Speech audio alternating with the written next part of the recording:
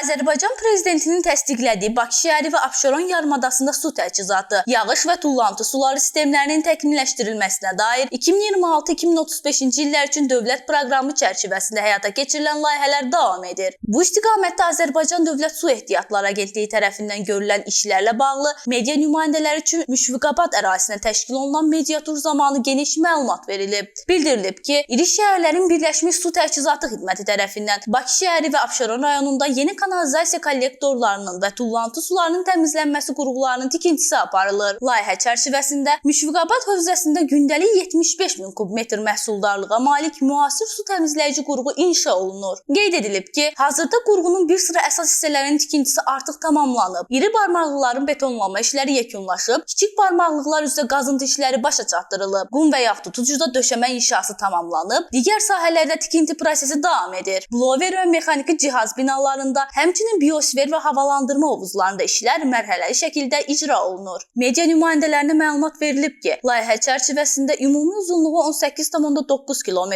olan kanalizasiya kollektorunun böyük hissəsi mikrotunel üsulu ilə inşa edilir. Eyni zamanda 22 şaxtanın tikintisi nəzərdə tutulur ki, onlardan artıq bir neçəsində işlərə başlanılıb. Vurğulanıb ki, gələcəkdə burada təmizlənən tullantı suları ultrabənövşəyi şüalar vasitəsilə emal edilərək sənaye məqsədləri üçün istifadə olunacaq. Layihənin Xırdalan şəhəri, eləcə də Müşfiqabad, Hökməli və Aşağı Güzdək qəsəbələrində formalaşan tullantı sularının idarə olunmasına, həmçinin Ceyranbatan su anbarı ətrafında ekoloji vəziyyətin yaxşılaşdırılmasına mühüm töhfə verəcəyi bildirilir. Bu layihənin ümumiyyətcə 17,3 km kollektor xətti var. Bu kollektor ümumilikdə bir çox qəsəbəni və Xırdalan şəhərini əhatə edir.